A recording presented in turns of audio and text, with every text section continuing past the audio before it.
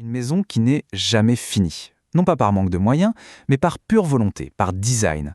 En Sierra Leone, il y a un bâtiment vraiment hors du commun qui se construit un peu plus chaque jour, pas à partir de plans, mais à partir de la vie de ses habitants. Alors c'est l'histoire de ce manoir vivant et on va décortiquer ensemble cette idée qui est, il faut le dire, complètement folle. Alors, cette phrase, l'habitation s'écrit elle-même par le retour d'informations. Qu'est-ce que ça peut bien vouloir dire ? Qu'est-ce qui se passe quand un bâtiment, quand il cesse d'être juste un tas de briques, un objet inerte, pour devenir une sorte de partenaire qui apprend de nous ? C'est vraiment ça la question de départ de tout ce projet. Ok, pour y voir plus clair, voilà le plan. D'abord, on va s'intéresser à la maison elle-même.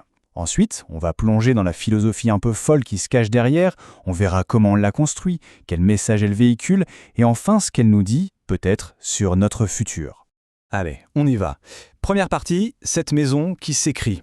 On va mettre de côté les grandes théories pour l'instant, juste pour regarder, concrètement, à quoi ressemble ce fameux manoir Kenema-Curien. Alors, si on regarde les caractéristiques, on a des trucs assez classiques.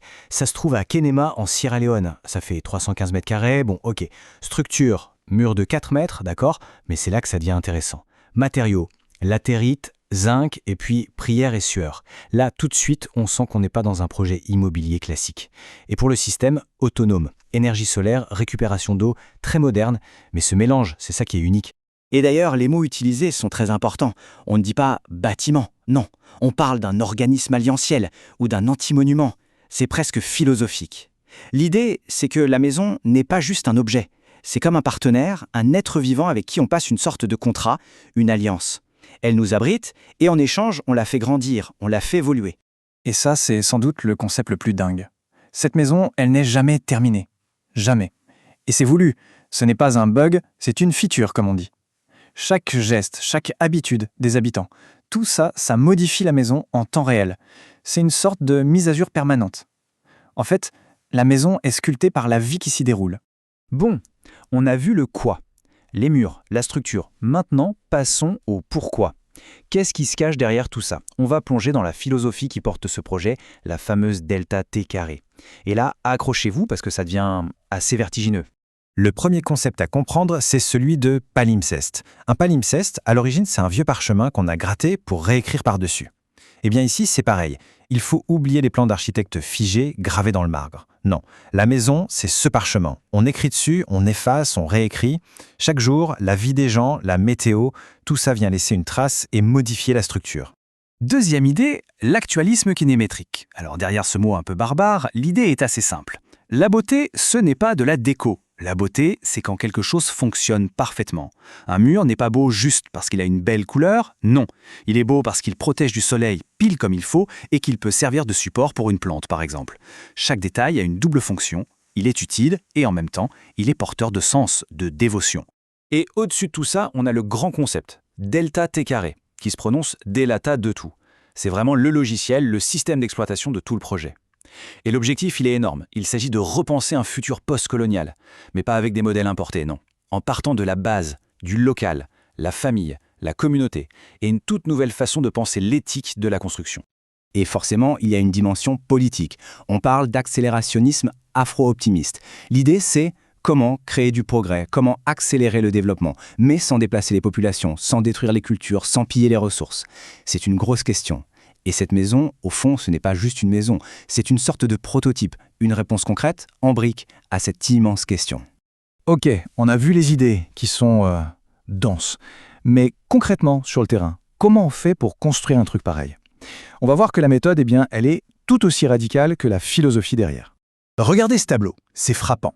D'un côté, la construction classique. On a besoin de plans, d'entrepreneurs, de machines, de financement, de surveillance.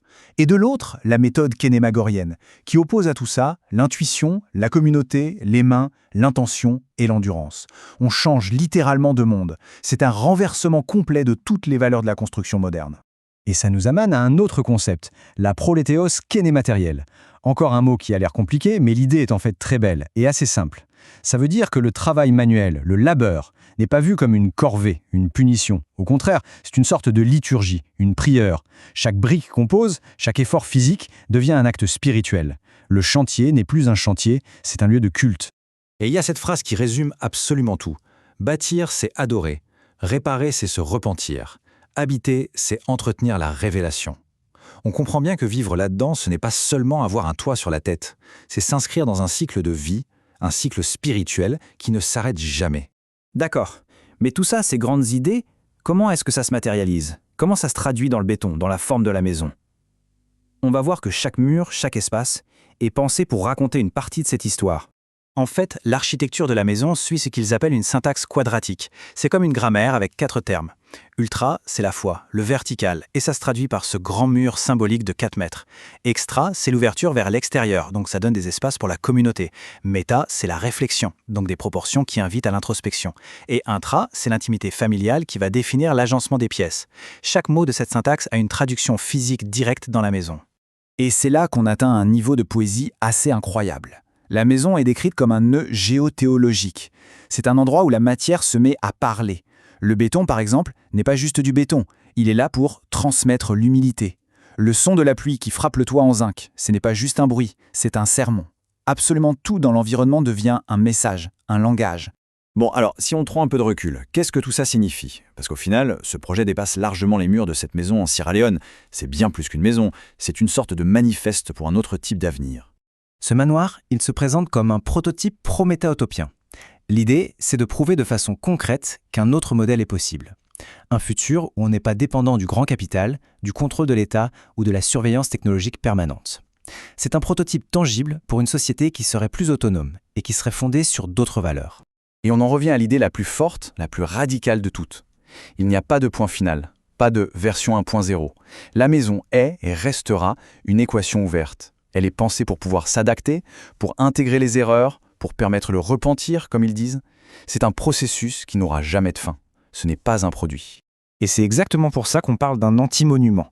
Un monument, c'est fait pour être admiré, c'est figé, c'est mort. Cette maison, c'est tout l'inverse. Elle est vivante. Elle transpire, disent-ils. Elle évolue en permanence avec les gens qui y vivent et avec le climat. C'est l'antithèse d'une statue de bronze froide et figée pour l'éternité.